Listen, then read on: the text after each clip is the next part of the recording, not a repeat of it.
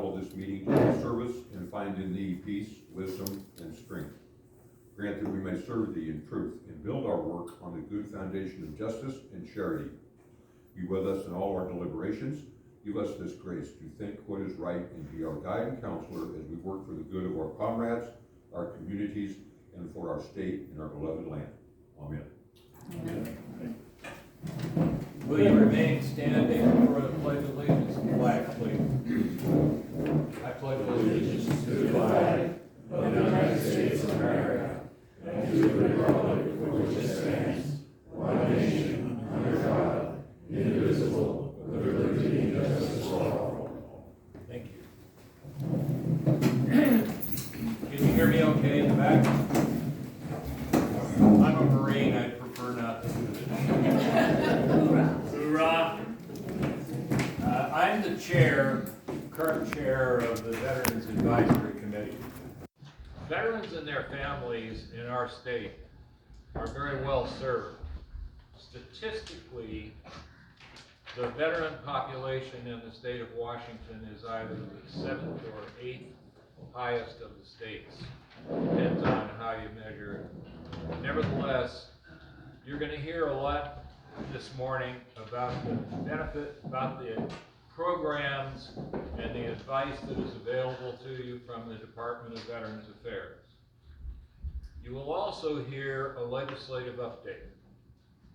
Now, during the legislative session, we have an organization called the Veterans Legislative Coalition, represented by 17 different veteran service organizations, and we work closely with the department to lobby, to advocate on behalf of bills that associate with veterans and their families.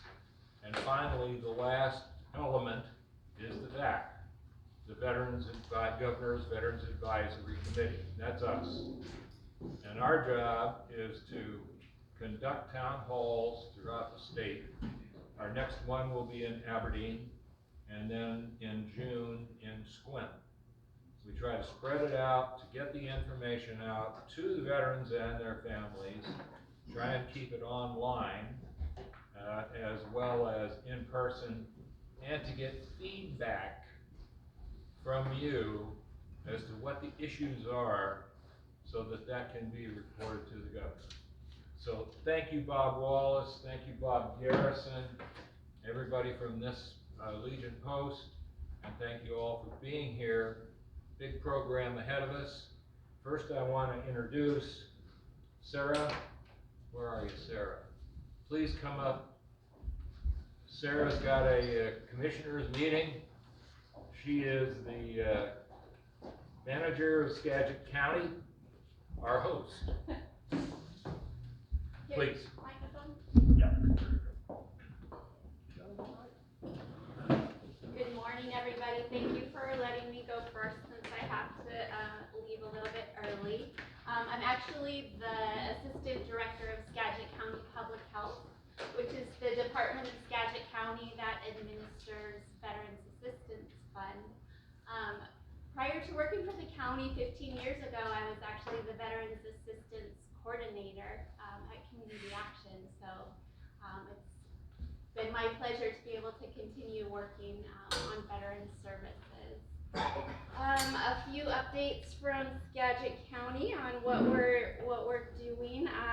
We, for the past few years, have had a contract with the wdba for a service officer, and this year we decided to make that position a county employee. So as of the 18th of this month, Chris Diaz will be our new county service officer, and we are very excited to have him on board. The Public Health Department is a combined public health and human services department, so we do a lot of programming for behavioral health, mental health, substance use, homeless services, and affordable housing development. So having the service officer a part of our department will also give us that voice for veterans in everything that we do, not just veteran services, but having that voice for the unique needs of veterans in all of our programming and services in the county. County. So that is going to be a wonderful new opportunity for us. We, in addition to the Veterans Assistance Fund, which we work through community action at the Skagit Vets Connect to provide emergency assistance to veterans, we also have some different funding sources for affordable housing development, and we're very excited that we have an opportunity coming up to invest a lot of our real estate excise tax funding and our HUD home grant funding, hopefully into a very exciting new veterans affordable housing development that is going to be coming to Skagit County in the next couple of years. That's really all the updates I have. Thank you all for your service. Thank you for letting me speak first. Thank you all for being here today. Unless there's any questions I can answer, I will pass it to the next person. Great. Thank you. Thank you, Sarah.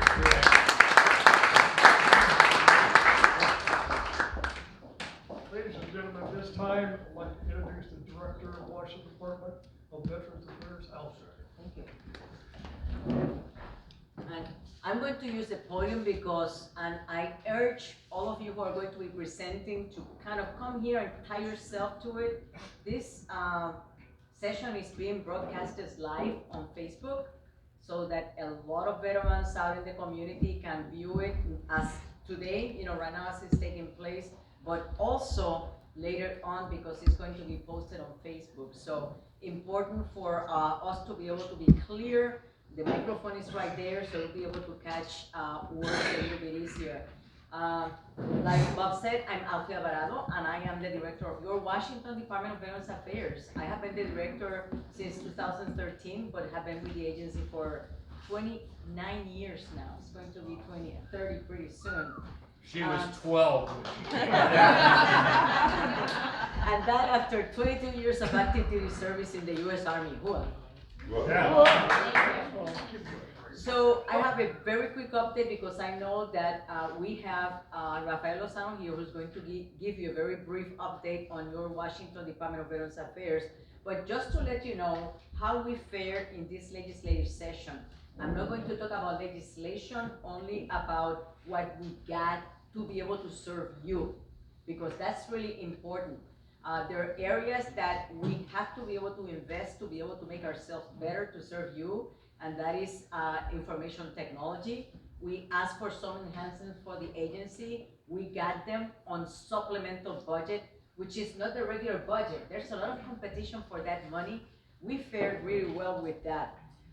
The governor has a really important diversity and inclusion initiative for us to be able to do not only issues of training on diversity, equity, and inclusion, but also equity in contracting for veteran-owned businesses, for minority-owned businesses, etc., to make sure that we can have the technology and the ability to be able to focus in that area, and veterans-owned business be able to do more business with the state.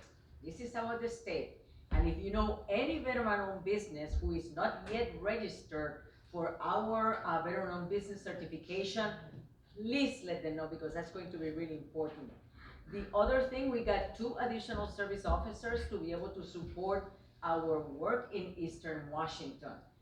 So we're focusing also in rural areas of Washington State. And as you heard today, we had a collaboration with the county in which we had a service officer that was trained by us and was quality controlled by us. Now this is going to be an actual state county employee. There's a lot of progress on behalf of veterans and their families and the county to make sure that more veterans keep getting connected to their benefits. And lastly, and you'll hear about this particular area shortly, is suicide prevention. And I don't want to steal your thunder. I want to make sure that I keep it very general. But for the last 12 years, we have been averaging about 220 veteran suicides in Washington State. 220 that we know of. That are actually, certified as somebody taking their life who is a veteran. And that is not acceptable. What the figures don't tell is how many we saved because of all of the efforts, and that is probably thousands, through the hotline, through the work that we do and all. But this is a community action call, and you're gonna hear that in just a little bit. But we got significant amounts of money through what's called HB, House Bill 1181, that was sponsored by Representative Tina Owo from South Seattle. yeah, South Seattle, and it was a huge effort. It was this close to not passing, and at the last minute that thing went through because the legislature, both Republicans and Democrats, understand that we need to invest on our veterans and their families. So this engagement that we're going to be doing is not going to be just for vets, because sometimes we're too pig-headed, we don't listen, but our spouses, our friends, and our family members do. And therefore, it's important that we have an educated community, and we're starting the process. And you are the first audience to be able to start getting some of that information, to be able to be a good buddy, to go through your second mission, and be able to not leave anybody behind. So that's all I have when it comes to my portion. And thank you, Mr. Chair, and thank you, Bob, for allowing me the opportunity to speak today.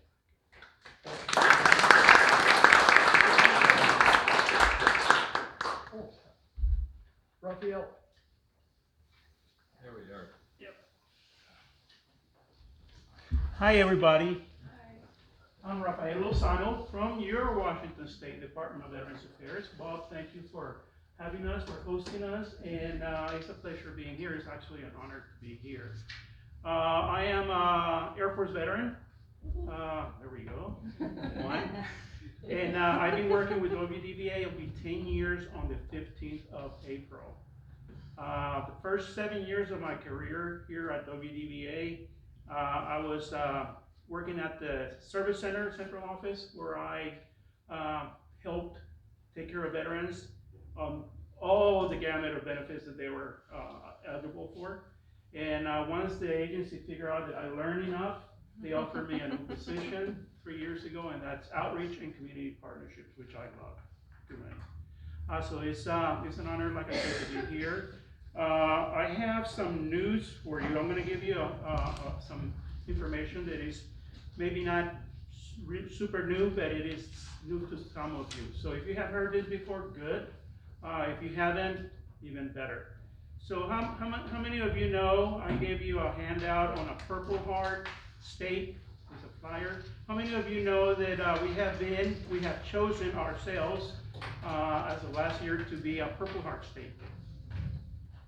So that is in place, and we kicked off that campaign on the second week of January, and it's going well. By the way, the caveat about getting this bill passed was that the bill passed, but there's no funding for it. So what does that mean in English? What that means in English is we need to get this signs purchased, and the citizens of the state of Washington, or from other states if they want to, they're going to need to help us get these signs up. Right now, our immediate goal is to get 34 signs put up for each entry into the state of Washington. Each main artery going into Washington state, our mission and vision is to have a sign welcoming, and really all those who come to see us and all those who leave and come back realize that we are indeed, like I said, we take care of our veterans, and we are recognized for their service and their efforts in taking care of our great nation. There's another thing that is really cool about this in regards to the campaign, is that you can yourselves sponsor one of these signs. There's 2 signs. The signs are 24 by 24. Sounds to me like I'm selling something here, but I am. And 36 by 36. They're designed for the location, right? So highways of over 50 miles an hour require the 36 by 36. And ones under 50 and under the 24 by 24. The reason why I'm telling you this, if you do choose to sponsor one of these signs, of course, if it's like coming into your county, most likely that's going to be a 24 by 24. It's only $1,000, and you get a certificate. Imagine that. Imagine you getting a sign put on the entrance from Canada, be the first ones there, from Canada into the United States on I-5, and you sponsored it, and then you carry that for the rest of your life, right? Or your group, right? And the same thing is gonna be for your county. So there's a little bit of payback there, and I know that not everybody here is a veteran. I know that most of you are related to a veteran, so it's a no-brainer. I don't see any problem us really ganging up on this campaign and getting these signs made. I'm happy to say that we already have several folks that have decided to sponsor the signs. And hey, the world is our oyster when it comes to this. I also would like to make, any questions about the Purple Heart signs? Any questions at all? Is there a yearly maintenance fee on the sign? No, not that we know of. It's just the placement of the sign, correct me if I'm wrong, it's just the placement of the sign, and which includes, like I said, $1,100 for the 36 by 36, $1,000 for the 24 by 24, and that includes everything that's necessary to get that baby out. And by the way, we're not doing this alone. The Department of Transportation is our biggest partner on this, and so is the military department. So we are just the recipients of the coffers for the financing. It was worked out to where we have this conversation, to where it was beneficial to centralize where the funds were going to be collected, and that way distributed appropriately to the Department of Transportation to complete their work. But no, there's no maintenance. Any other questions? Okay, so the next thing that I would like to talk a little bit about, like Alfie mentioned, so I'm the Outreach and Community Partnerships Coordinator for the agency. So what that requires me to do is to stay up to date with policies and collaborate, do the networking, like I'm doing right now, which is a privilege, and do anything that I can to spread the word out for our services, programs and services. So I am not going to get deep into the programs and services. We don't have that much time. I can do at least 3 hours of that. But I'm going to give you some of you have heard about our programs and services, some of you have not. So I want to give you a high altitude overview of our programs and services. And to start with, how we began. How did WDBA begin to exist? Well, we got created because of our homes, our veterans' homes. We have at this time 4 veterans' homes, and which take care of the elderly as long-term care facilities. We mirror to a great deal everything that we do pretty much in collaboration, with a few exceptions, for the federal VA. So we mirror a lot of their policies. However, we have the flexibility, because we report to the governor, to make there's some amendments, if you will. So for our veterans' homes, we mirror what the federal VA mandates for a home to be certified through the VA. But we include our National Guard, we include our local folks, right? And another thing that is important to mention about our homes is that it's veterans' homes, right? So we have specialized folks who will take care of our aging veterans and their spouses, by the way. And the requirements are pretty much the same as everywhere else to get into a long-term care home, other than we look at the VA benefits, the service-connected disability, a little closer than the other facilities, the regular facilities do. Because veterans who are rated 70 to 100% and who apply to be our guests in one of our homes may have the federal VA pay for all the services. If there are, I'm not saying it's going to happen, but if these services, if these disabilities are the service-connected disabilities are what puts the veteran into the home, into a long-term care home, they might cover the whole cost of that. So that's 80% of our energy, 80% of our budget, 80% of our manpower, 80% of pretty much everything that is about WDBA is our homes. So that's significant. To add to that, we don't only have this 4 homes, one in, by the way, one in Port Orchard, one in Orting, one in Walla Walla, and one in Spokane. But we don't only have these 4 homes, but we have a transitional housing program that is I'm a little biased. I'm actually very biased.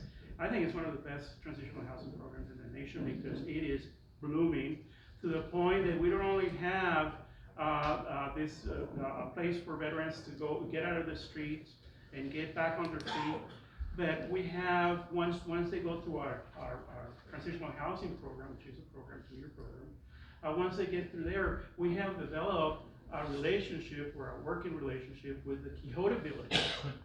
And what they did is they put up 35 tiny homes over at Orton. And those tiny homes takes some of these veterans who are not ready to go into the community and be isolated once again, which usually that's what leads to where they started from. It gives them a location to, it's almost like base housing, if you will. It gives you more support, and the time in the tiny homes is only limited by the policy and the requirements of being able to qualify for those services. Any questions so far? The women's services at Orting, would you bring that up? Yeah, we have also in Orting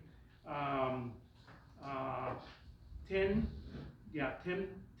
room Betsy Ross facility that is specifically designed for women who prefer, well, I hate to say this, women that would like to be surrounded by other women in a specific location rather than having to navigate the hallways and running into males. And that's really not the purpose of it. I think the purpose is to better serve some people that like to be not in that community involvement with you know how it is. We have military sexual trauma in our professional world, in the military and so forth.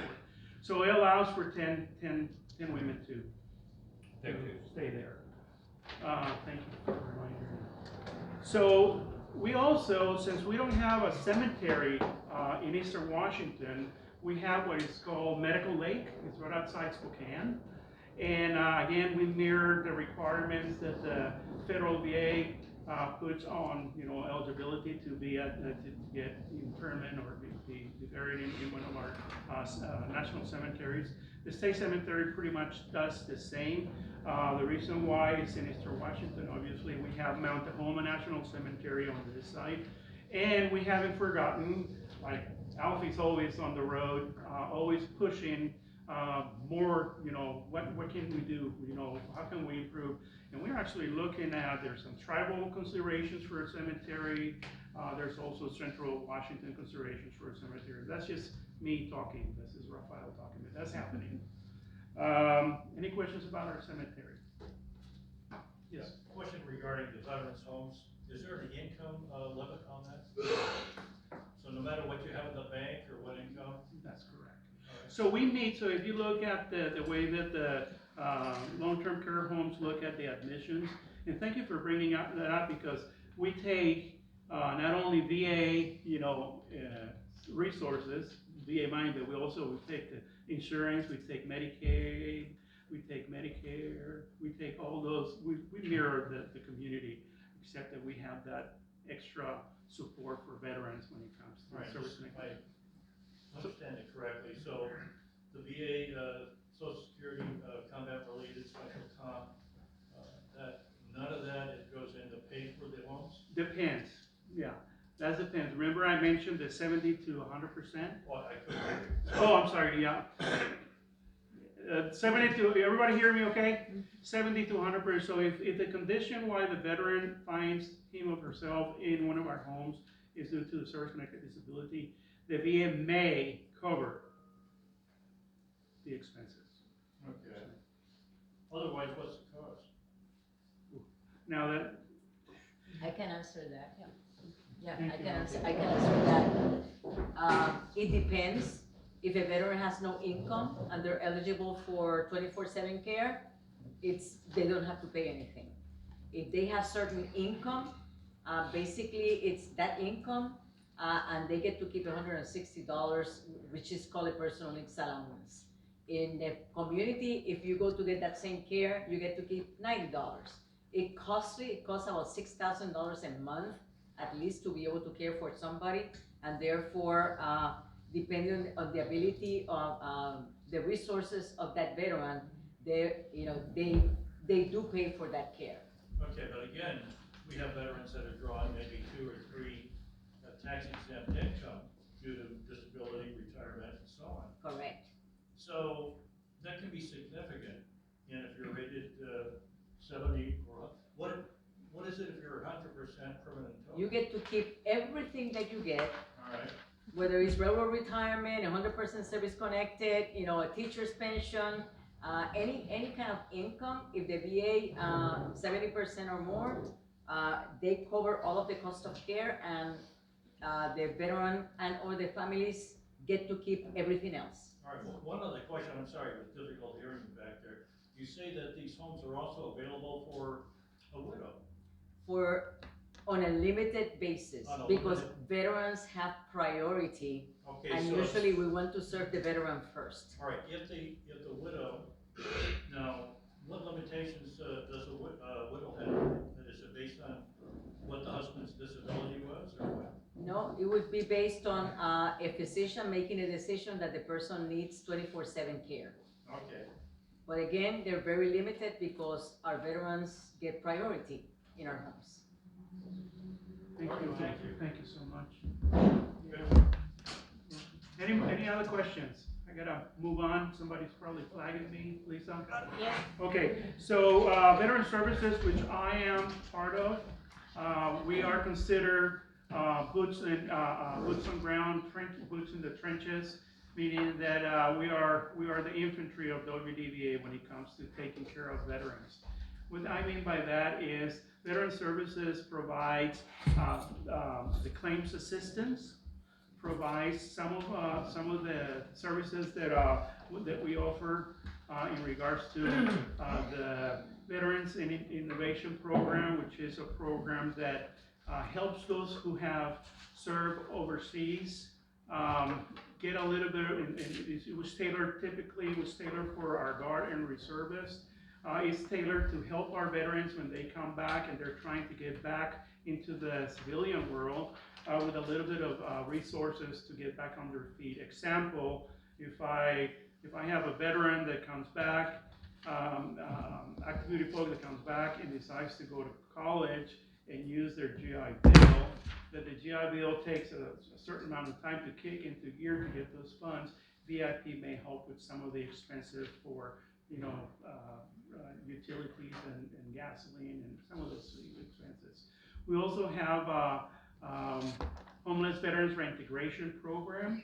That Homeless Veteran Reintegration Program is different than the transitional housing program in the sense that the veterans are not in a home. They are not in our veterans' home, in the transitional housing home, but they are being served while they're in the community. They are helped with a place to stay, with the assistance of the county, the assistance of the federal VA.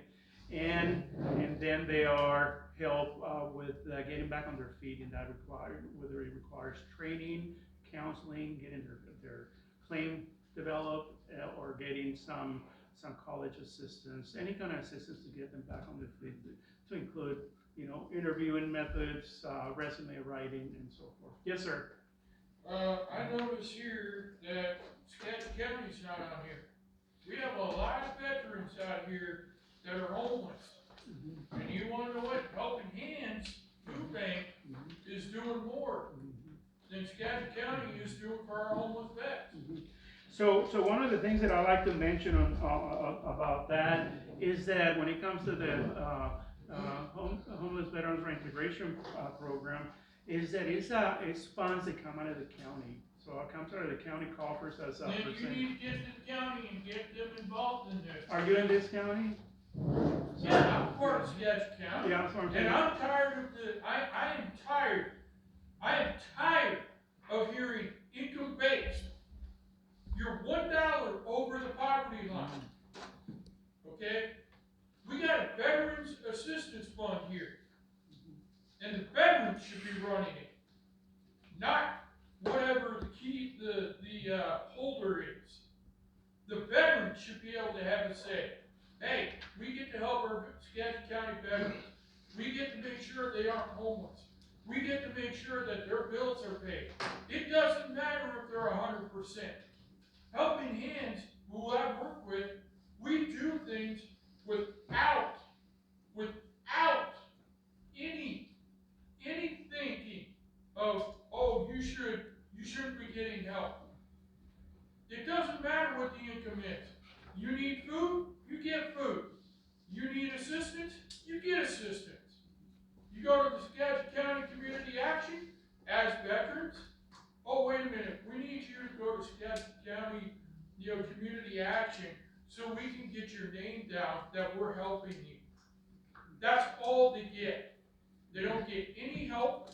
They get income-based, and that's it. There's no help here in Skagit County. We'll get Alfie, just let me know that we'll get some county feedback.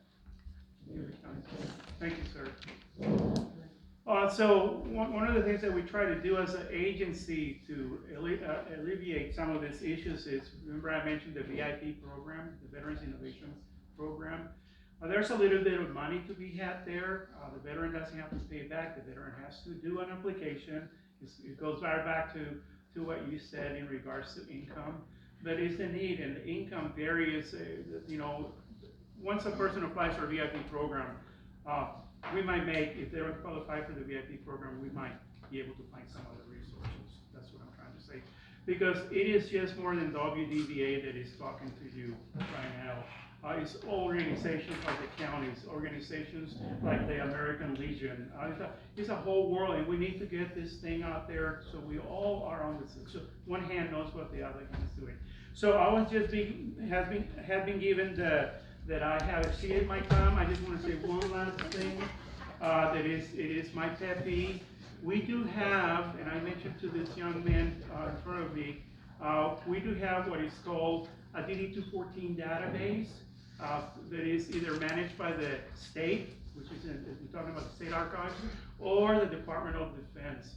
It is very easy. Most of the time, it's very easy for us to pull up a DD-214 for one of your clients. So I have my business card. If you think you can, if you want my business card, just come and see me. I would like to meet you, and I'll give you my business card. But if you dire needs of getting a DD-214, this is not a bad starting point. Okay? Thank you so much, everybody.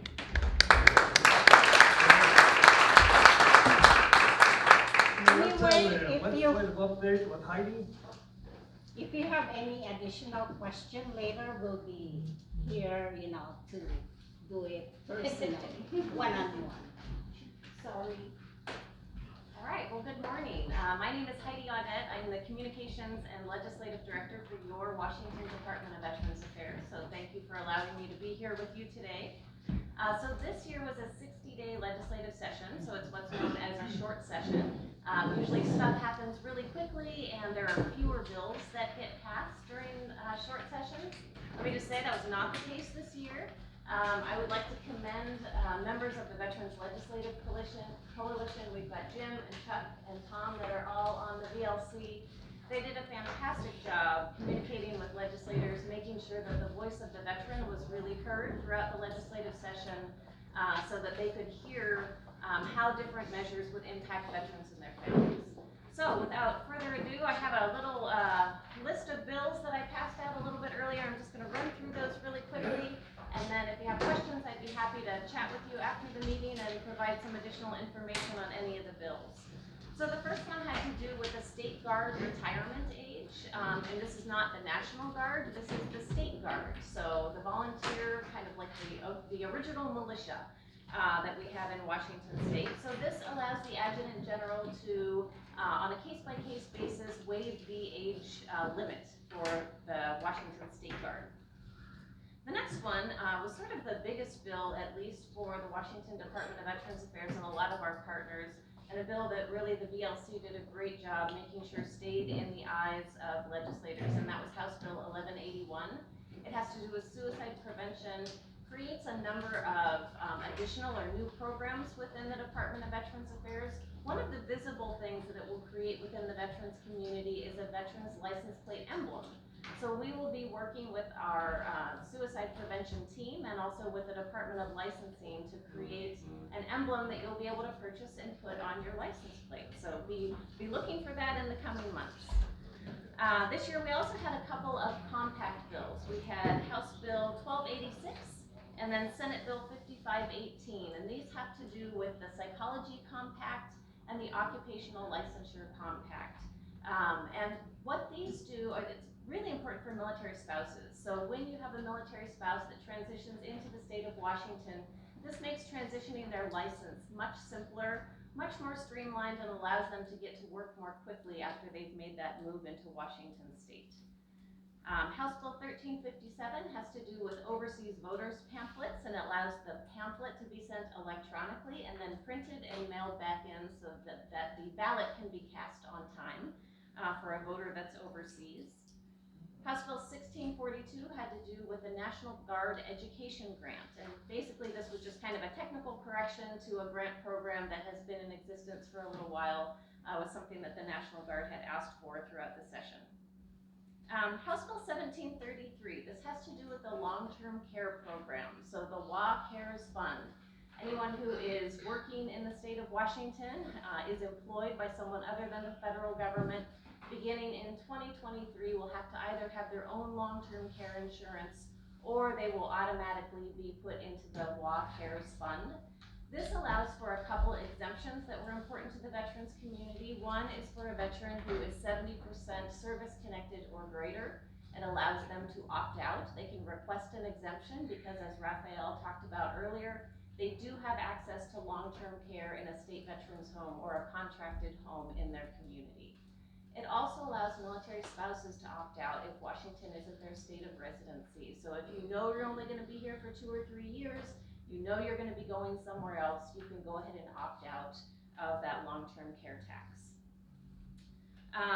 Senate Bill 5874 has to do with military residency for in-state schools. Basically, it expands and makes it a little bit easier for folks to claim that in-state tuition rate for both veterans, National Guard members, and then their spouses and children. And then finally, there was a Senate resolution regarding women in the military, honoring women in the military. So that is the end of the legislative update. Thank you very much for your time.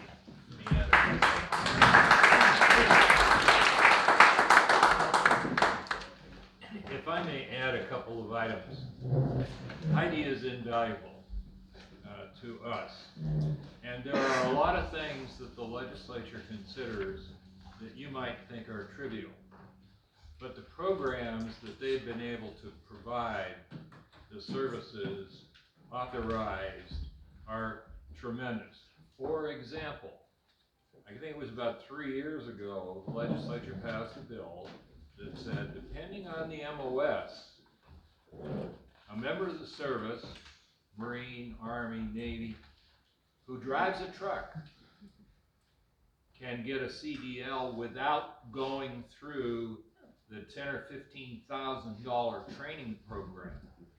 And it didn't, that didn't deal with pickup trucks, but the big ones. A number of years ago, I think it was the first one we really considered, there was a program that was developed with the Plumbers Union to provide veterans the opportunity for apprentices. One of the others, and it may sound trivial, but we had no idea until the subject was brought to us, when our members of our state guard were fighting fires in Chelan County and others, they were just getting guardsmen's pay. And they're fighting fires next door to the people from the departments, from the state, as well as the county. We had no idea. So a bill was passed that says, if a guardsman is fighting a fire, he or she gets paid the same as the county too. So those are the kinds of things that we try to keep track of on behalf of veterans. But Heidi is invaluable. She makes sure the department gets well funded and keeps us informed. Thank you. The next speaker will be Eric Burns. We got a question, Bob. All right. Question in the back. Yeah. Have a question? Hey, Sir. yeah, my name's Chris Diaz. I'm the current SCO at Skagit Valley College. I've been there 3 years, learning a lot of state law, educational changes, life changes for veterans and their families. Because families are just as important as the veteran, I think, because they experience a lot of loss. Anyways, I want to tell you the impact the 5874 has done for our students at Skagit Valley College. We have a lot more with the enrollment going down across the country. That's one big issue that we have, and the only way we can control that or see those numbers is controlling and pulling that data and building charts and doing all these funny things, right? But right now, the trend I'm seeing for Skagit is 120 students this next quarter between our campus at Whitby and our campus here in Mount Vernon, our campus in Anacortes, and our brewery in Burlington. I just want to say, these kind of changes right here are helping students come back to college, and I think there's a lot more that can be done. A lot of times when you're not a veteran, you see these numbers as 33% of our college is losing enrollment, but recruiting and retaining veterans have policies by the VA, so you can't over-recruit, but we also need to understand recruiting a veteran is a lot different than recruiting a 19-year-old from high school. No disrespect to the 19-year-olds, but it's a different conversation. And maybe in the next session, you guys can talk about how we can approach veterans in certain ways to get their education benefits going. And a lot of my 80% of my time, 20% of my students is educating them how to use their website, how to find educational benefits, how to apply for the VA, how to get through their system. But I think if we streamline these things a lot better locally, which I've been working with, to get our website updated, I think we'll be able to get more veterans and their family members into college once they realize how easy it is, and these little loopholes like VRE, right? If you're 10% or higher, you can apply for VRE, get 36 months of college, and then you have your forever GI Bill on top of that. Nobody knows that with the new changes. So we're trying to get that information out. Like, hey, you get 72 months of college. We depend on bills that are presented. The department keeps track of their budget, but it's up to the state senators and the state representatives to introduce the legislation. Then we can start to assist in pushing it along. So veterans and your families, get to know your state senator, get to know your representative, because they're the pocketbook and they're the authority to assist you and your neighbors. And Don't be shy. And just to back Chris up, I'm an Air Force veteran, and I have just recently completed my AA degree, but I wasn't able to fully complete my GI Bill, because I started my degree 26 years ago, and because of life, I was a single parent. I had to go back to school, I had to go back to work to put a roof over my daughter's head. And so here we are 26 years later. I used 2 years of my GI Bill when I first got out of the military. Well, the GI Bill, when I was in, you only had 10 years to use it. That's right. And so it would help the numbers and the recruitment of veterans.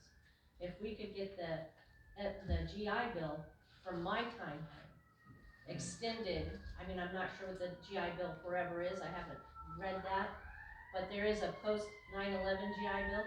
I didn't qualify for that because I was not in the military when 9/11 happened. I was pre 9/11.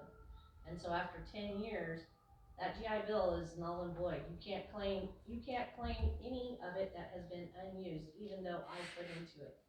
So You know, we're going to have a speaker, and just like said, we're going to have a speaker speak to us about what the VA has for both rehabs. And I'm sure that he's gonna cover a lot of this stuff, about what, thank Well, and I goodness. went that route too, but I was also unemployed at the time because I got caught in the COVID situation. Oh, okay. And I was, But and I was anyway, told what- that I couldn't do unemployment and voc rehab at the same time. I had to choose one or the other. Wow. And that's what I was told at the time. Okay, Eric? We're not Eric, but we're gonna stand in. Much more attractive. Yes. I appreciate the compliment there, sir. All right, I think we're just gonna freestyle it without the mic as well, and tell you a little bit about who we are and what we're gonna be doing. So, my name is Jen Pruitt with your Washington State Department of Veterans Affairs. I am a suicide prevention peer specialist.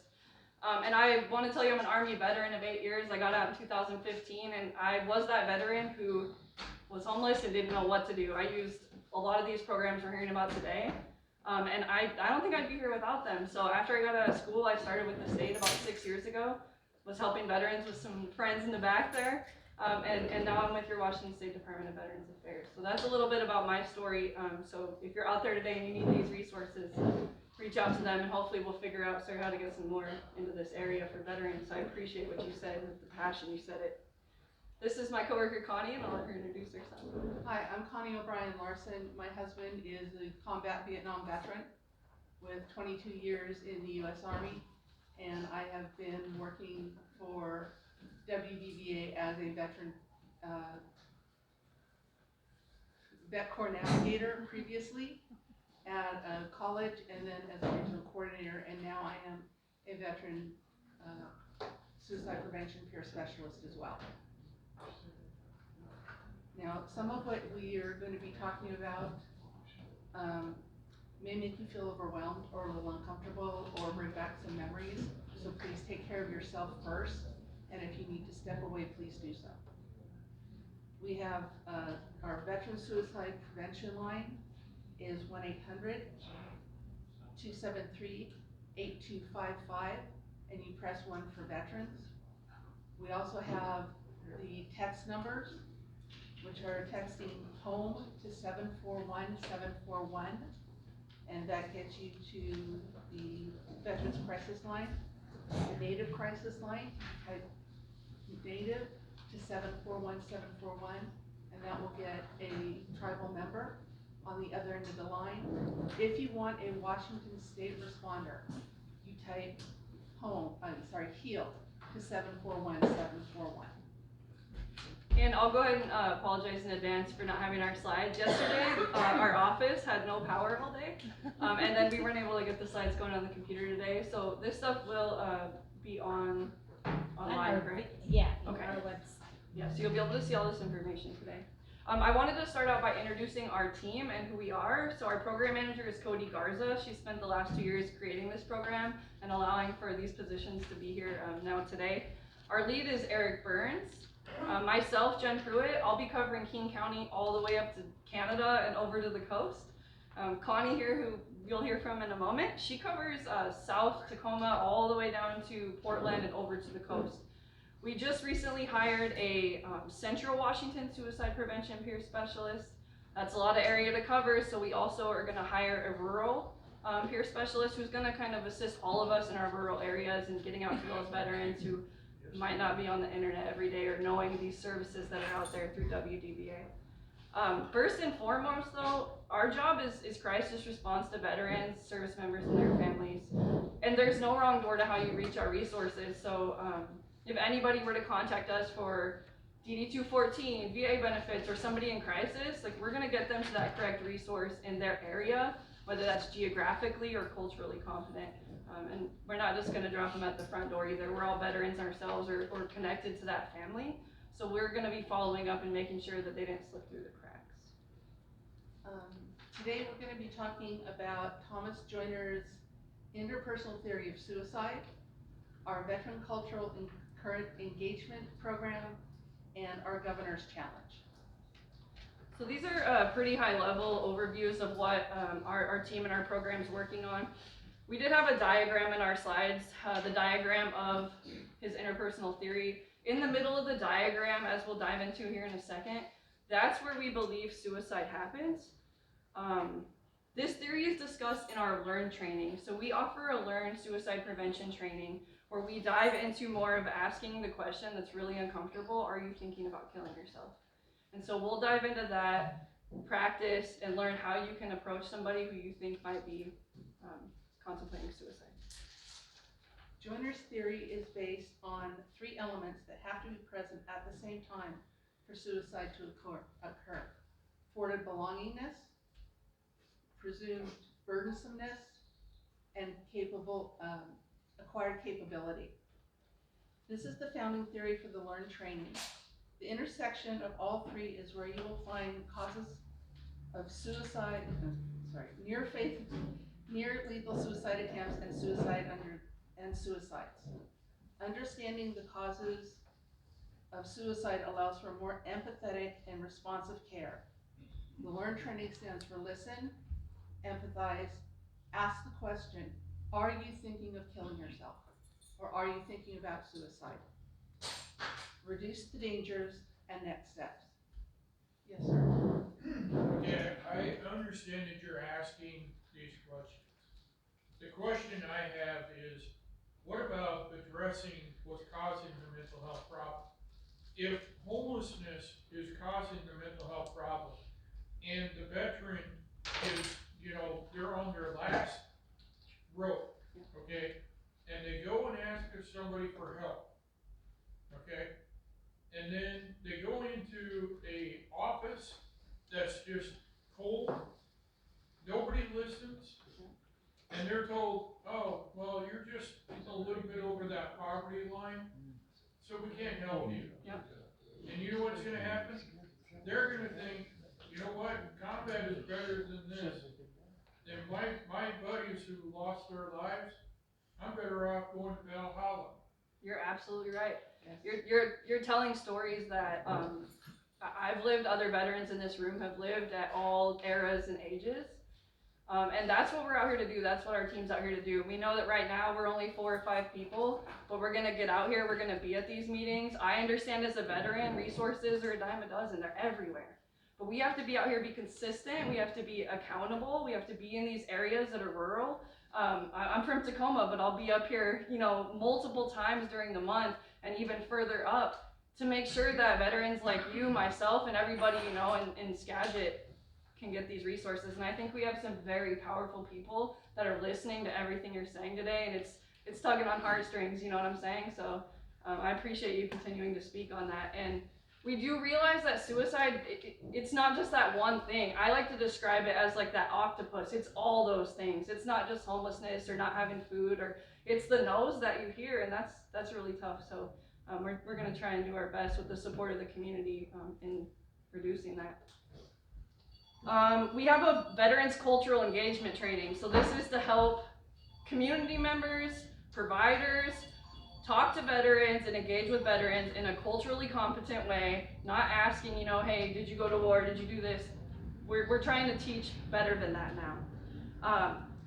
We're gonna be focusing though on first responders, fire, EMS, and law enforcement. We want them when they're responding to somebody in crisis to ask the question, have you ever served in the military? That's gonna allow them then, if they're going to jail, they're going to the hospital, they can then talk to ER staff, jail staff, and say, hey, this is a veteran and we need to get them to their federal VA care at the end of whatever this crisis is that they're going through. So that's gonna be really important, and although we are able to give this training anywhere and throughout the state, we wanna focus on those veterans in crisis, service members and their families in crisis, so this is all encompassing. We have our veterans engagement training, which focuses on battle mind to home mind, and how battle mind helped you when you were in the military, but it's not necessarily helping you in the civilian world. This is a concept that we provide for in the cultural engagement and the LEARN training.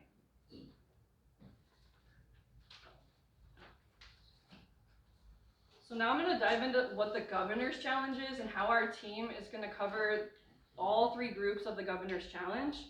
These are pretty lengthy, so I'm going to be looking at my slides here a little bit.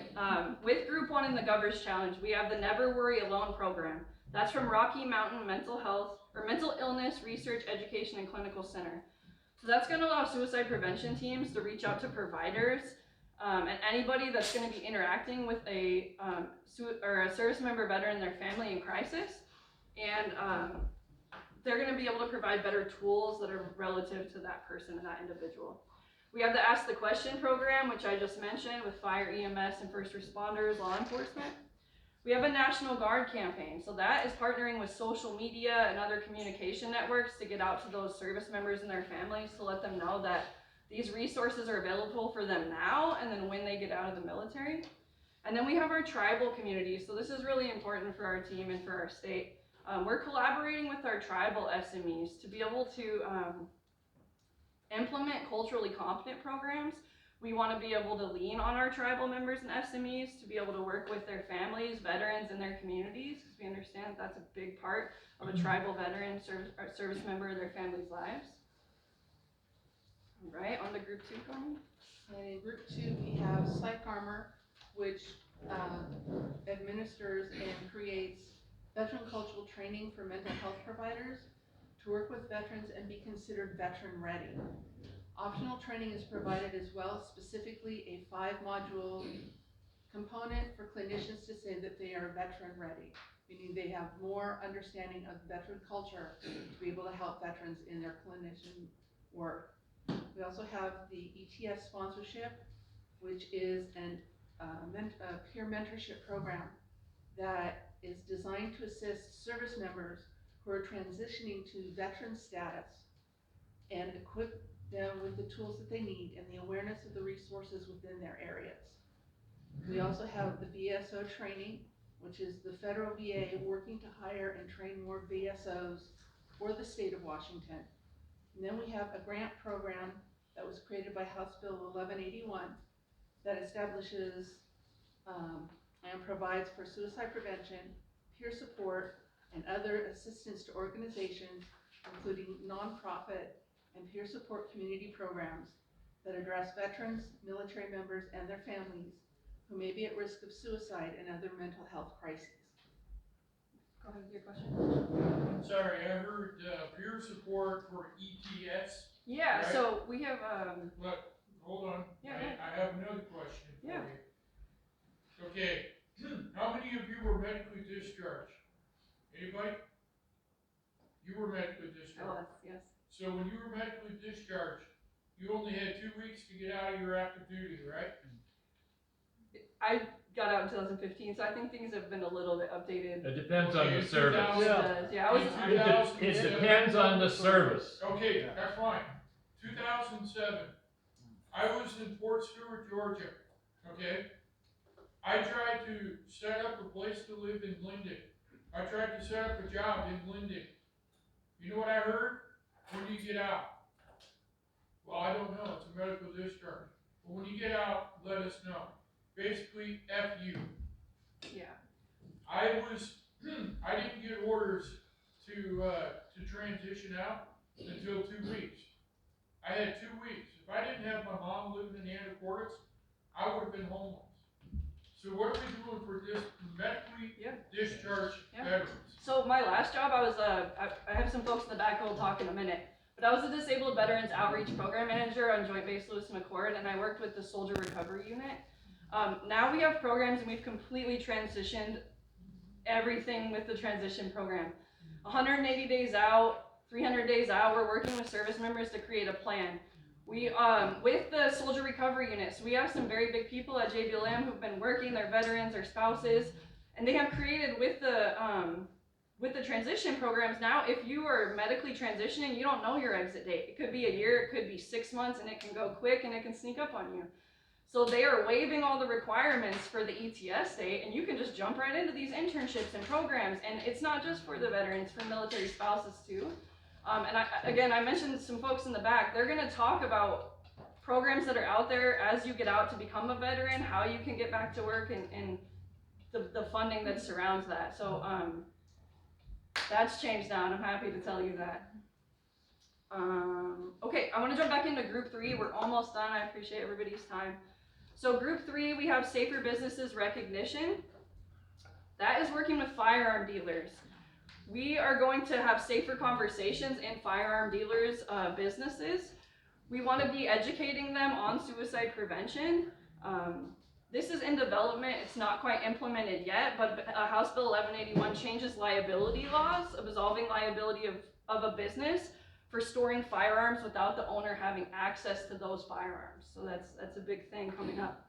We also have our lethal means safety items distribution. So our team is partnering up with the Safer Homes Task Force, and we will be out distributing gun safes, medication safes, general safes, anything that would make, anything that's lethal in any way, we want to be able to distribute so families can lock up their stuff. Let's see here. And then finally, we have the different programs through our counseling and wellness at WDBA. We have our war trauma providers group, which are spread throughout the state, who offer their services at no charge. All you have to do is go to our website and look it up. They've got the names, phone numbers, addresses of the clinicians. And again, it is no cost for the war trauma providers. We have VetCorps, which are predominantly at colleges and universities throughout the state. It's a peer mentorship program where you're there to advocate and help the veterans on campus. We have our Veterans Peer Corps, which is bringing in community members who are interested in being peer support specialists for veterans spread throughout the state.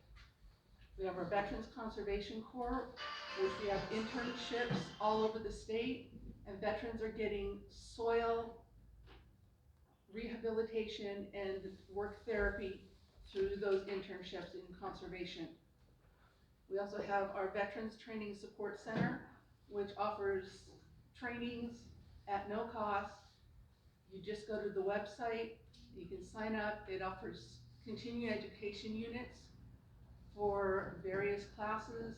It covers topics from military sexual trauma, it covers moral injury, it covers PTS, especially post-traumatic growth. It covers traumatic brain injury. And it's put up on a monthly calendar on the website. And again, that's an easy thing to sign up for. We also have our suicide prevention group, our traumatic brain injury program, and our WDBA podcast. All right, so in closing, we do have the Veterans Crisis Line. I want to hand that out one more time. In our Learn trainings, we always say, what's the one thing that you can do like today to help somebody in crisis? And that's to have that number in your phone, have it saved. If somebody's going through it, you don't want to like be Googling it. We also like to say somebody died by suicide versus committed suicide, because it takes away the guilt, the shame, and any negative implications around the suicide for anybody that was affected by it. So those are two things I wanted to leave the group with, is try to change your vocabulary to say died by suicide. And then that Veterans Crisis Hotline is 1-800-273-8255. So that's 1-800-273-8255, and you'll press number 1. And again, thank you. This was our first in-person brief in like 2 years, so I was a little nervous, and I appreciate all the friends.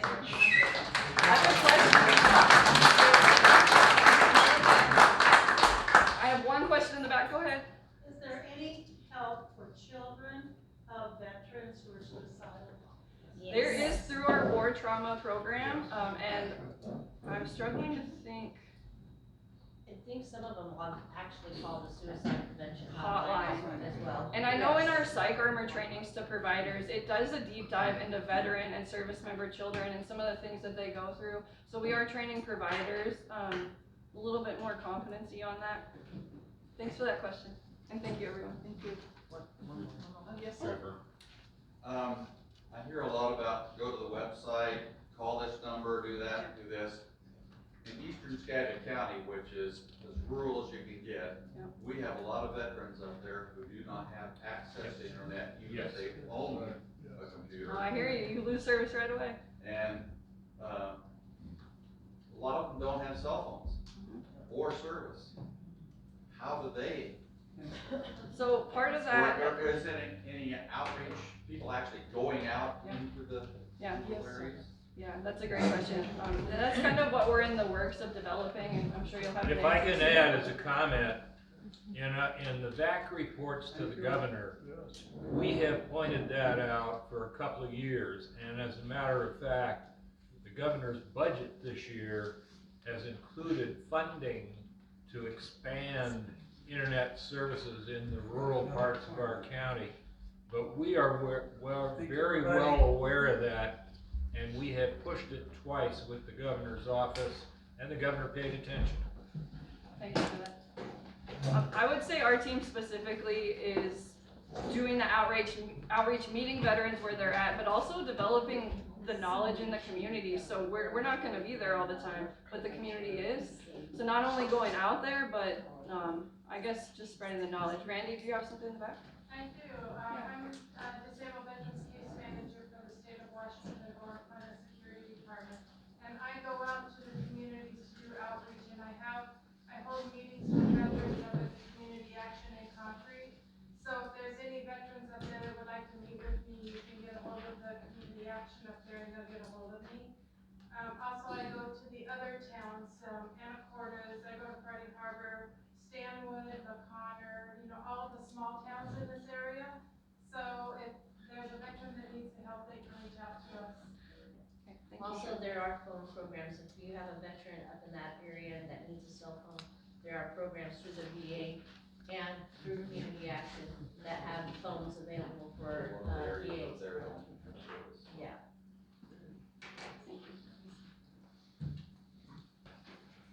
All right, thank you. Our next speaker will be Robin Lane from Washington Department of Veterans Affairs.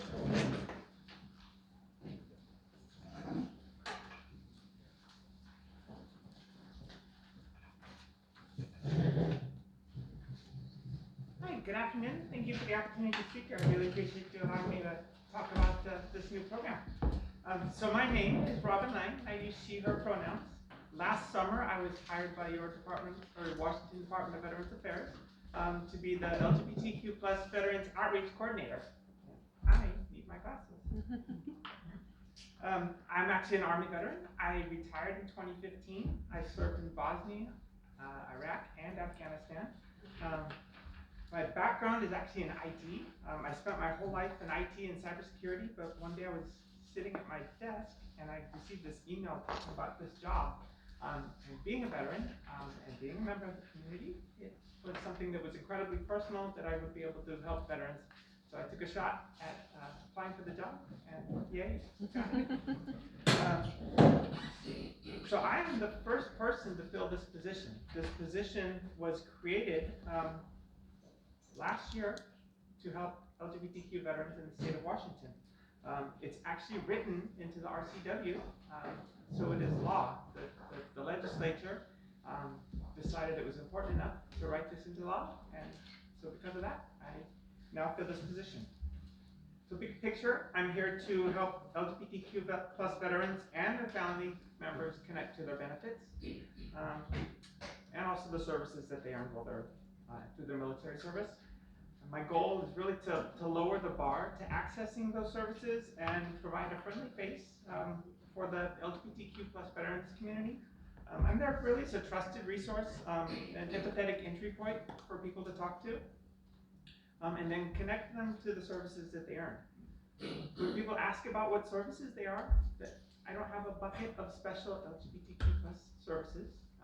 Everything you heard Raphael talk about earlier today, those are the same services that are available to everyone. It's just that I have a special emphasis on the LGBTQ+ community. So how do I do my job? A lot of it is outreach, providing assistance, connecting veterans to resources, and probably most importantly, the biggest part of my job is I provide a report to the legislature every year to help impact future services and capabilities that are available to veterans. Some of the things I do for my job, I'm a veteran service officer. I do things like this. I come out and talk to people. I build partnerships with organizations, outreach. So if any of you go back to your communities, you can tell people I exist. I have cards, and let them know that there's a resource available to them. So why do we care about LGBTQ+ veterans? I think there's probably just close to 547,000 veterans in the state of Washington. The latest Gallup poll that came out this year in February increased the percentage of people that identify as LGBTQ+. It is found that now over 7%, 7.1%. So that means that there are probably close to 38,000 veterans in the state of Washington that we assume can be, that identify with the LGBTQ+ community. Oh, she asked me to provide a definition of LGBTQ+. So that's lesbian, gay, bisexual, trans, questioning, or queer, and plus as everything else. Some people say LGBTQIA. It depends. The definition is kind of always evolving. And within this group of 39,000 veterans, we tend to think of this as something new that just happened, but there are veterans from every population in this community, across all conflicts. So it's a wide group of people that need services. I was going to talk a little bit about the LGBTQ+ experience. I also had slides, so pretend there's slides up here. So the community tends to be overrepresented in risk groups and underrepresented with support. In general, those identifying as LGBTQ+ tend to experience higher levels of isolation, depression, anxiety, a fear of being outed, a fear of physical harm, and generally a lack of trust with others. Some studies have shown that veterans are at an elevated risk for stress, certain mental health conditions, such as disorders, anxiety, depression, and LGBTQ+ veterans may have difficulty accessing resources just because of their bad paper discharges, or possibly because they're dealing with stigma of how LGBTQ+ identity has historically been equated with mental illness. Studies have found that almost 15% of LGBTQ+ veterans attempt suicide. And in the transgender community, while we serve at 2 to 3 times the rate of the normal population, we generally die by suicide at twice the rate of cisgender peers. Cisgender just means you identify with the gender you were born as. And let's see, they die at twice the rate of the cisgender peers and 6 times the rate of the general population. So we are also twice as likely to experience housing issues. I don't know. It's not always homelessness, but there may be housing insecurities. So twice as likely to experience that. And also LGBTQ+ veterans may not feel that their service is valued or that they're not welcome in spaces. In the past, Department of Defense policies have meant that LGBTQ+ veterans were not discharged with honorable discharges, but rather discharges that didn't allow access to certain resources or VA benefits and services. Since World War II, as many as 100,000 members of the United States military have been discharged with dishonorable or less than dishonorable discharges due to their sexual orientation. Between 1980 and 1990, an average of 1,500 service members were discharged annually because of sexual orientation. In 1993, with the Don't Ask, Don't Tell policy, that went until 2011, but more than 14,000 were discharged under that policy. On the 10th anniversary of Don't Ask, Don't Tell, the VA recognized that the trauma caused by the military's decades-long policies is not something that can be undone quickly in a few short months, but they are taking steps to address it, and also to begin to address the pain that those policies have created. Those folks with those lived experiences, they still exist and they shape the LGBTQ experience. I'm here to assist with that. So if you take that information back to your communities, let people know that I am there for them, I would appreciate it. I think I have time for questions. Thank you.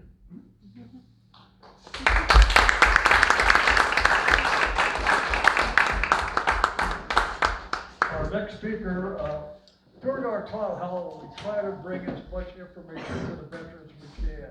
And one of the information from one of the government, of course, is the VA. We've had speakers from the VA regional office in Seattle cover anywhere from service-connected disabilities to how a veteran files and the files for a notice of disagreement. This time, I've asked for a veterans rep from Veterans Readiness and Employment, BR&E, from the regional office. Chad, would you like to come up and speak, please? Thank you. Thank you, Bob. Also, I'd like to thank the VAC for inviting me here this afternoon. Afternoon, my name is Chad, and I'm a vocational rehabilitation counselor with the Department of Veterans Affairs. I work exclusively with the VRE program. At one time, it was called the Vocational Rehabilitation and Employment. Now it's been renamed for Veterans Readiness and Employment. I'm also a 19-year Army veteran and just recently returned home from a overseas deployment.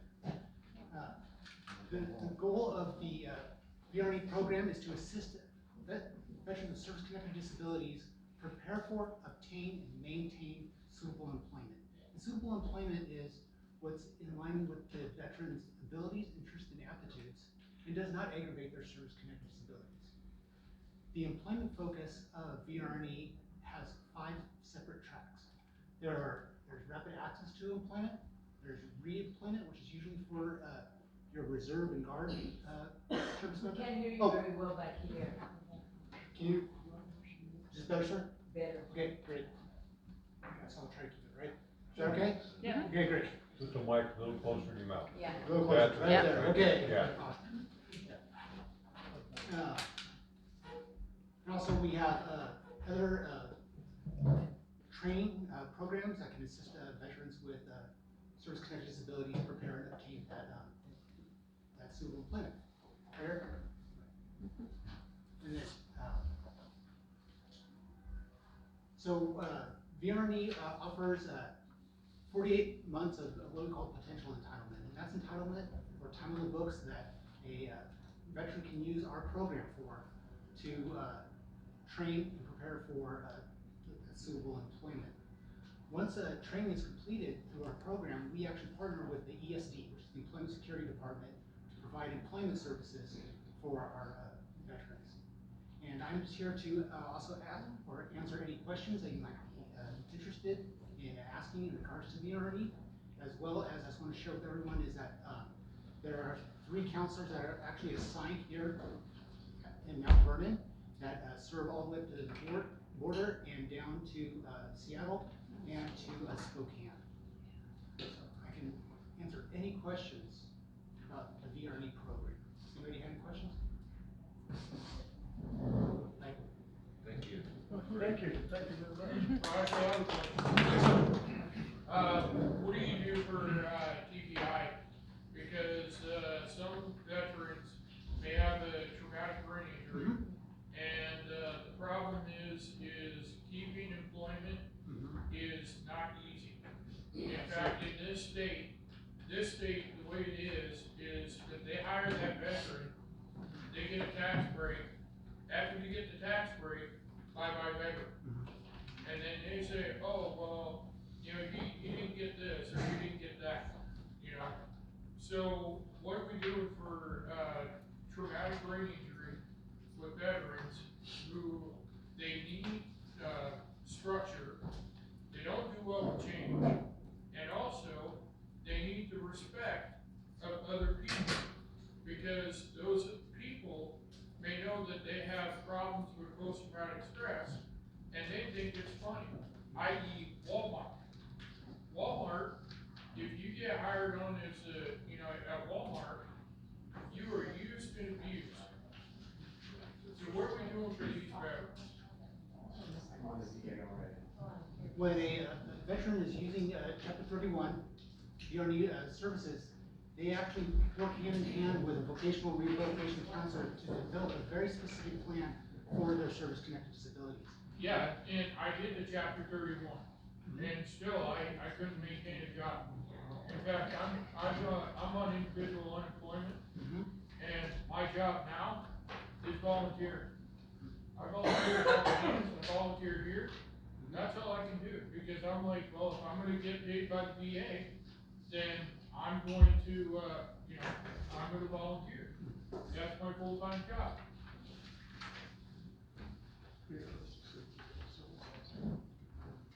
So I think you need to look further into that. Because otherwise, because like you said, you did, long-term employment, overseas, right?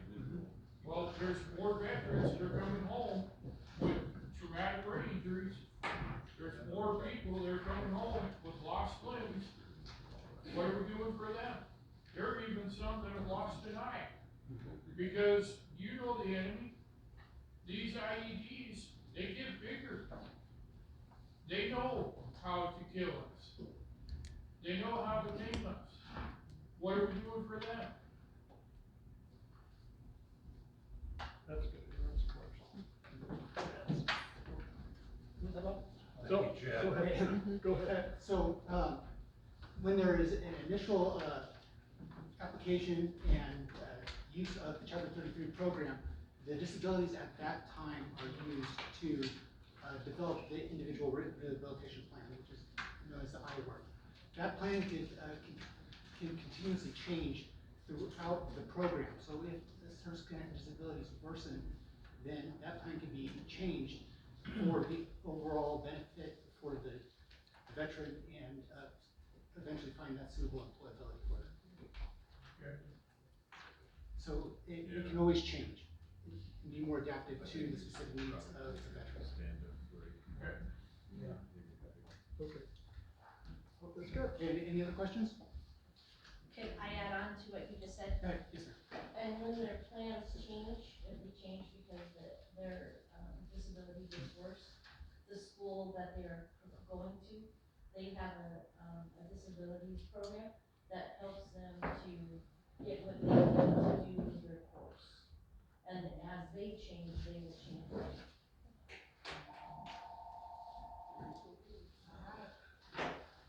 Well, thank you, and thank you. Let's take about a 10-minute break. We have coffee. We have donuts. Schreier, stay out of the donuts.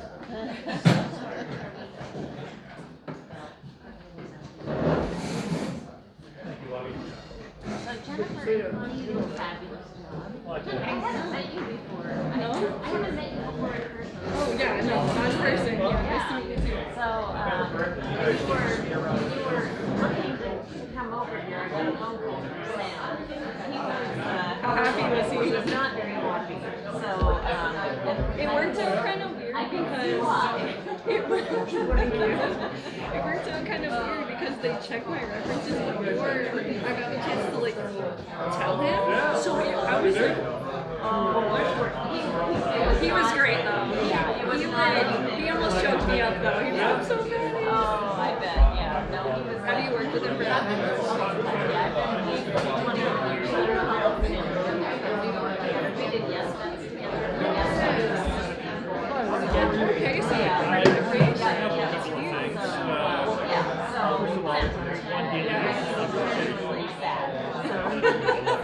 heard they got an awesome replacement. Well, thank you for joining the team. Yeah, so happy.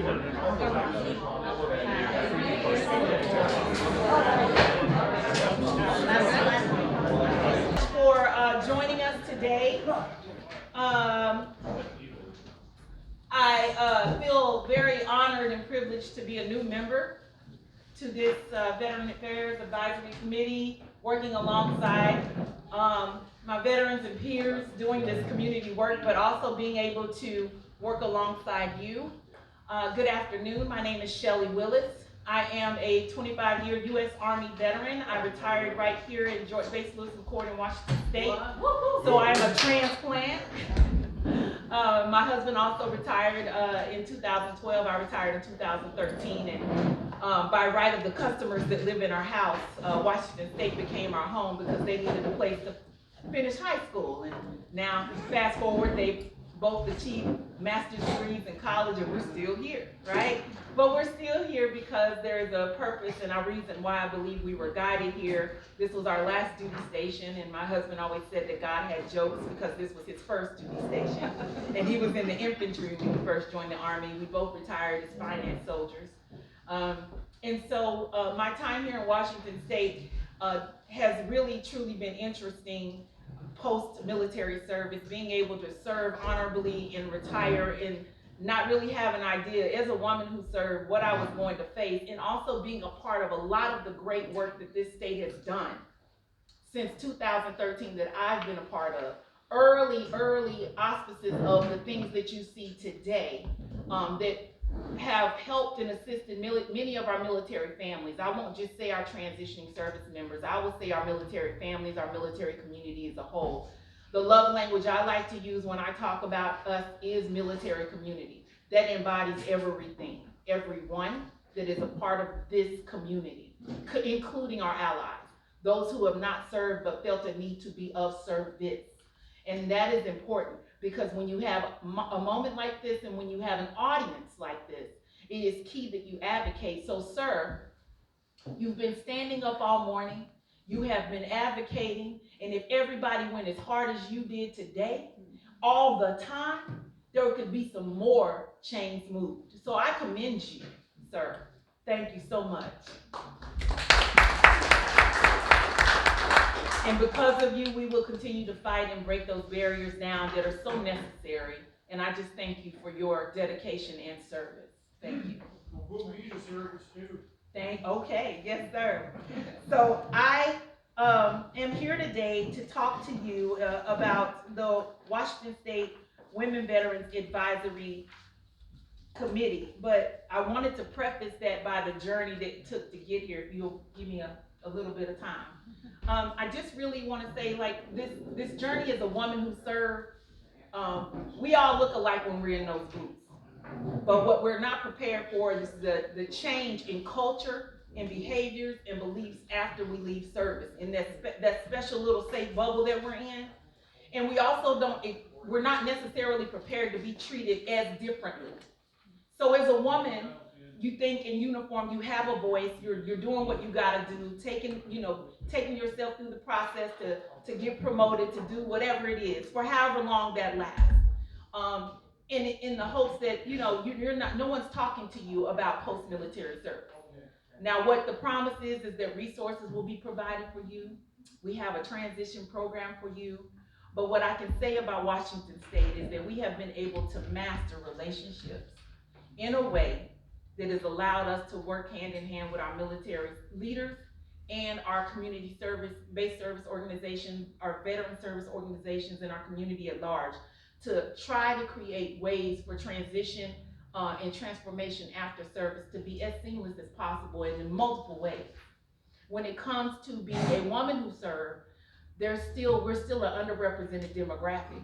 One of the things that I can say as a woman who served is that we don't necessarily identify ourselves as veterans when we transition out. Somewhere in that definition, we don't feel included. I'm here to tell you today, sisters of service, you are included. It is your right to say that you served. It is a right that you have. You put those boots on. Whatever you did while you served too. And you are not invisible. So the role of the Women Veterans Advisory Committee is to make sure that we have, as women who serve, equitable access to those services, both federal and state services, to make sure that you are recognized for your service. This committee is comprised of different women from different parts of throughout Washington State, East Side and West Side. We all have different backgrounds, but what we all have in common is that we serve too. What we can also recognize and collectively agree upon in that space is that we need to make some changes and be advocates for us, and that our voices are important, which means that moments like this, with you being present and using your voice, is also where you advocate, not just for all veterans, but if there is a special need that you've identified for women veterans in your region, we need to know about that. We need to know if we need to come see you and be a part of your community and help educate and inform on what we're doing. You heard earlier about all of the legislation and great things coming for us, but we want to make sure that a lot of the things that happen, we're moving that goalpost down the field. We're kicking it down, and we're making sure that we score every time that we do something in representation of you. It is our responsibility to do so. So we have so many programs. Yes, you can learn more about the committee itself on the WDBA website, which is our supporter and backbone. We have support through the WDBA as a committee to be able to actively engage in legislative issues and talk about what the VA is doing where women's health is concerned, whole health programs, being able to host quarterly brown bags. Those are virtual so that anyone can attend. Our schedule is on the WDBA website. Just look up the Women Veterans Advisory Committee on the website and you will see our schedule. You will see all of the members of the WVAC and how to contact us. We have a focus on women veterans health, re-engagement training that the VA offers. We have a National Women Veterans Advocate here who represents us in DC when she goes, Lisa Narcisco, who goes and brings back those issues around military sexual trauma, women veterans suicide, women veterans homelessness. We have unique challenges that we face post-military service. It is crucial and critical that we do that. As a committee, we have grant opportunities coming up. So no matter where you are in Washington State, you will see an announcement come about in the next few months about a grant opportunity where if you are a veteran organization or you have a veteran within the community and you want to host an event or something that you want to do, we have dollars to help support you. Not that we're going to come in and tell you what to do, but we actually have funding to support your event or what you're doing, and we want to show up for you and be a partner, right? So look out for that as well. If you know about the governor's proclamation around Women Veterans Recognition Day, have you all heard about the national? Okay. So nationally, states have started recognizing women veterans June 12th. Write that date down. Officially, as of yesterday, the committee voted June 12th. No matter what day it falls on, we will have a statewide Women Veterans Recognition event. This year, it will be in Tacoma, or in the South Puget Sound region on June 12th. That's going to fall on a Sunday. So it will be a brunch because everyone loves brunch. And we will recognize women veterans in the community who are advocates in doing great things, as well as community allies. So we're excited about making this a recurring annual event. In the past, we've held conferences, symposiums, we've done all kinds of great things. But that's our day, June 12th. So know that that is happening. If you know of any events coming up in your region, area that you would like the WVAC to be present and support, please reach out to us. You can connect with me as well after this and say, Shelly, we would love for you all. We have a women veterans group up here doing some great things, and we can come and help support your event. We can promote your event for you. That's a part of our responsibility and charge. So I just want to make sure that you know that. Serving isn't easy. In any capacity. Transition takes time, and transformation is just multiple transitioning steps. So I want you to know that you're not alone, you're not invisible. What I want you to add in your introduction going forward, if you don't already, is that I serve too. My name is Jean, and I'm a veteran. You know, my name is Lisa, and I'm a veteran. My name is Shelly Willis. I serve too. I'm a veteran, and I'm of service to you. Thank you so much for your time.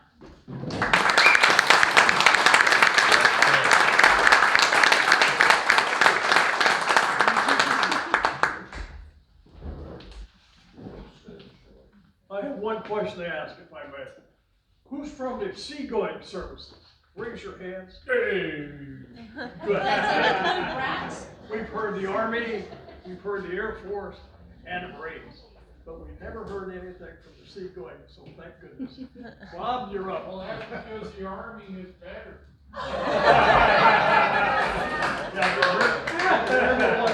Remember one thing, when you took your GCT test, you couldn't get in the Coast Guard.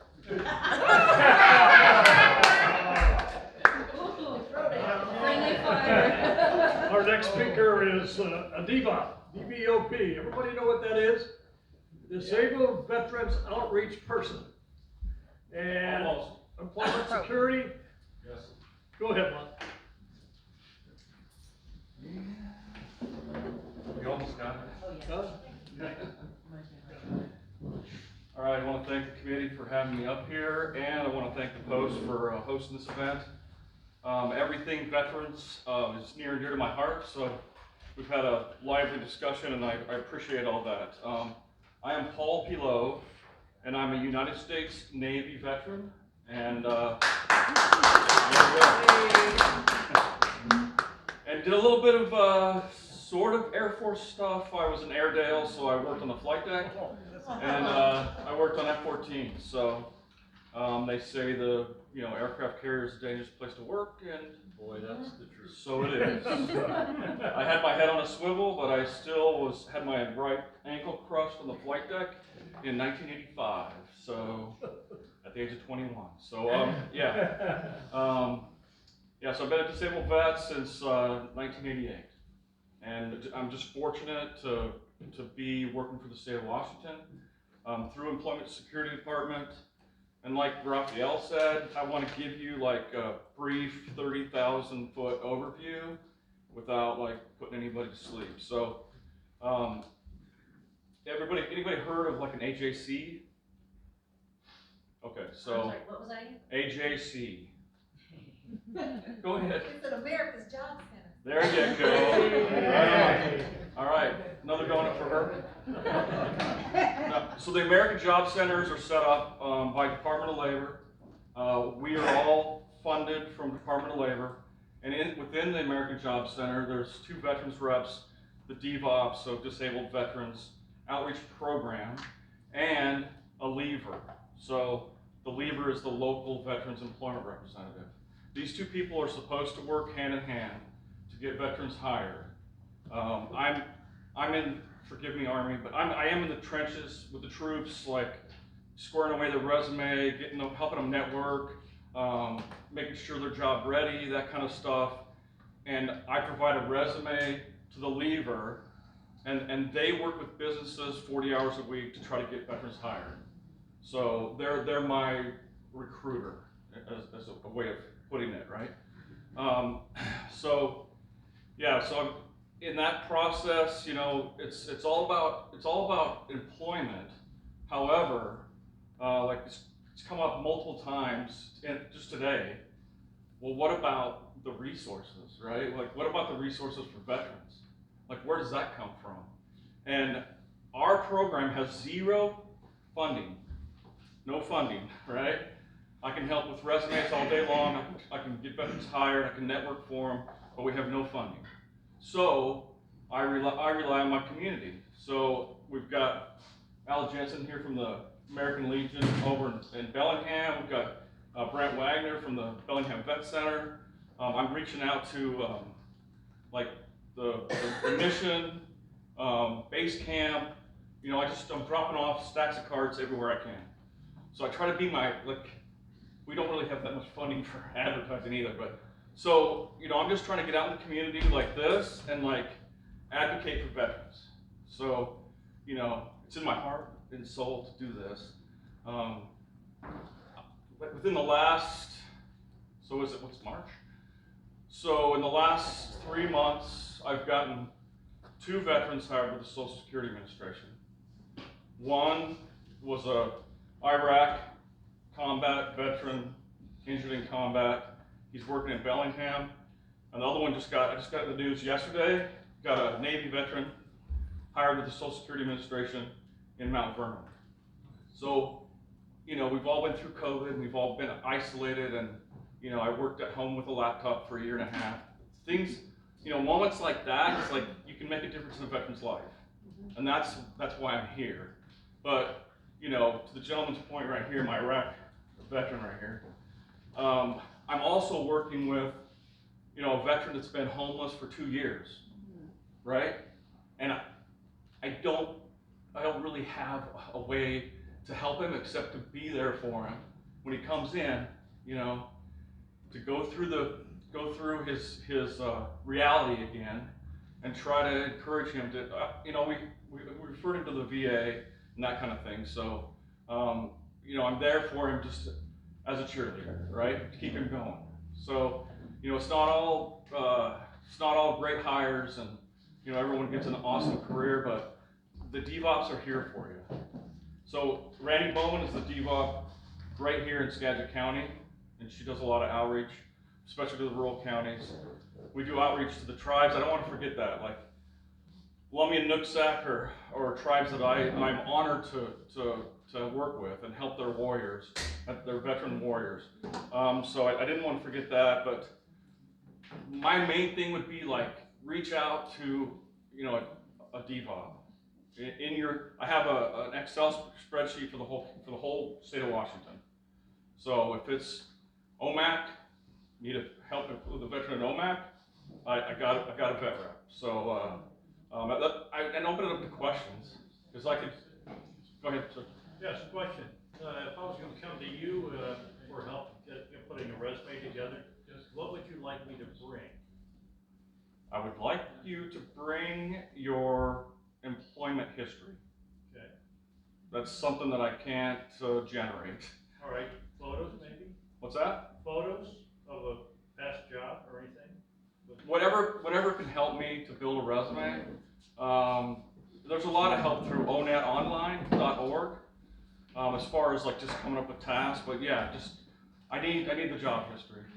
Unless we're going to do a functional resume, then I can kind of wing it, or a skills-based resume. Okay, maybe letters from past employers or something. No, Yes. What I'm suggesting is it would help you to for them to put a package together, even draft out what they think is necessary to help you. Would that not help you? Yes. The more information I can get from the veteran, the better I can help to create a resume. I don't want to write the resume for them. It has to be something they own. And I don't want to forget, like, we work with any discharge, and we work specifically with veterans that have barriers to employment. I don't want to say any discharge. If there's a dishonorable discharge and there's been a court martial, we can't work with that person. But you know, OTH, other than honorable, bad conduct discharge, general under honorable, we got you. Okay. So yes, Chris. Let's say like a veteran was dishonorably discharged in a different period. We talked about LGBTQ plus.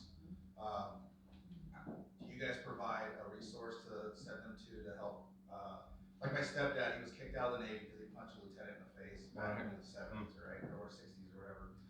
20 years later, 30 years later, whatever it was, he was actually put back and got an honorable discharge, so he worked forward base because of his good conduct between his time in service. Right. So do you have like say, hey, we can't help you with this, but here's a solution to what's going on? Yes. So I'm working with 2 veterans that are incarcerated right now, one in California and one in Leavenworth, and writing letters back and forth. And through that AJC funding, we call them LEX staff, but labor exchange staff can work with anyone, any citizen of the, they can work with anyone as far as like the same thing I do, resume building and workshops and all that kind of stuff, the labor exchange crew would do.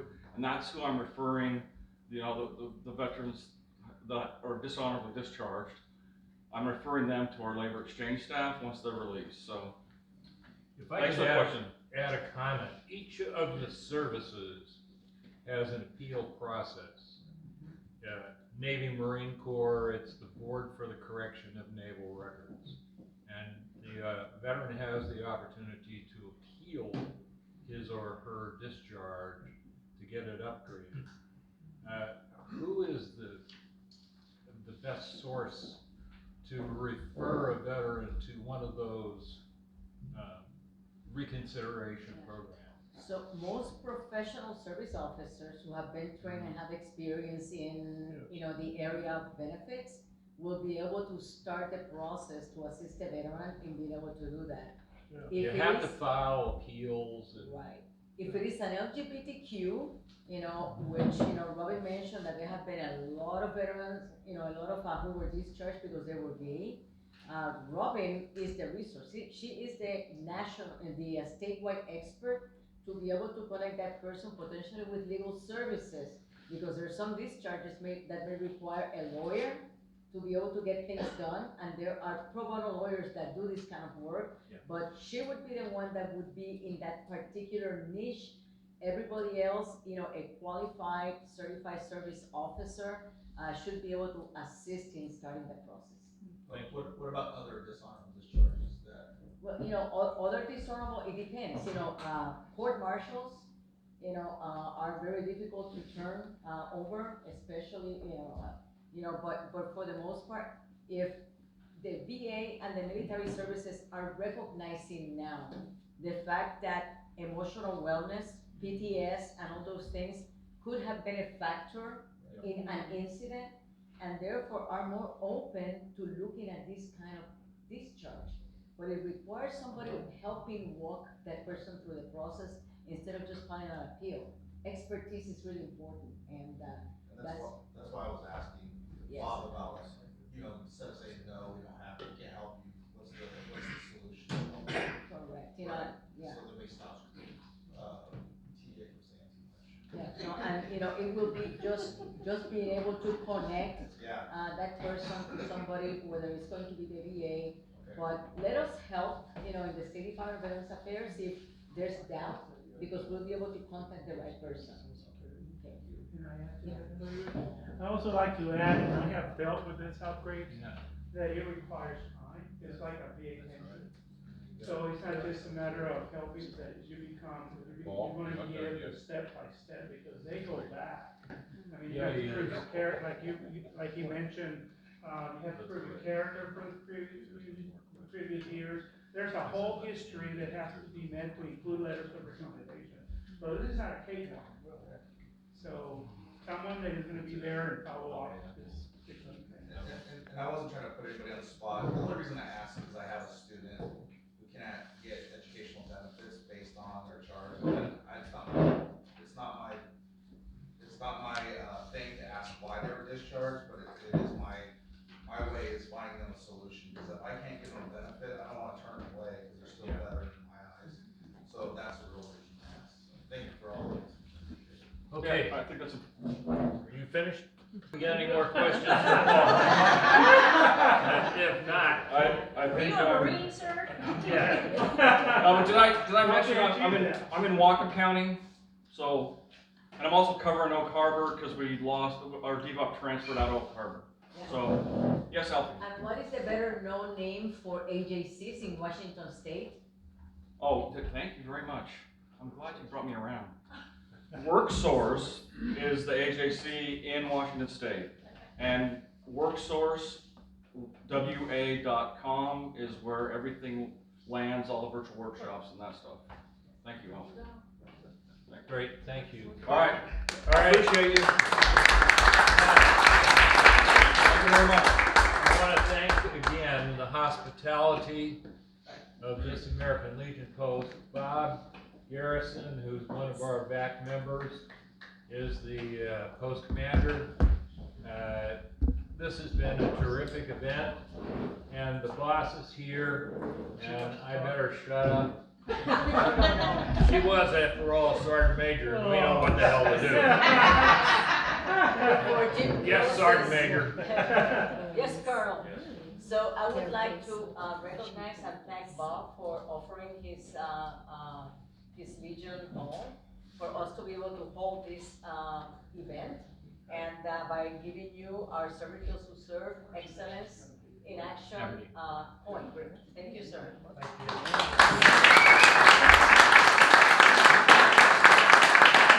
I want to thank my finance officer, my adjutant, my first wife, my second wife, and my maintenance person, my building maintenance person for all their help getting this set up and then making you guys welcome.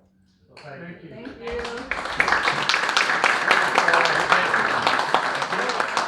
All right. I want to thank you for coming.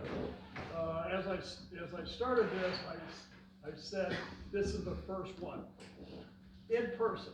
The next one will be down in Aberdeen. 21st of April. 21st of April. Please get the word out. If you enjoyed what you went today, we can perhaps come back. Because there's a lot of veterans here within Skagit, Whatcom, and all the other two counties. So the more information we can get out to not only the veterans, but their spouses, please get the information to them that we've heard today. Thanks a lot for coming. Thank you. Okay.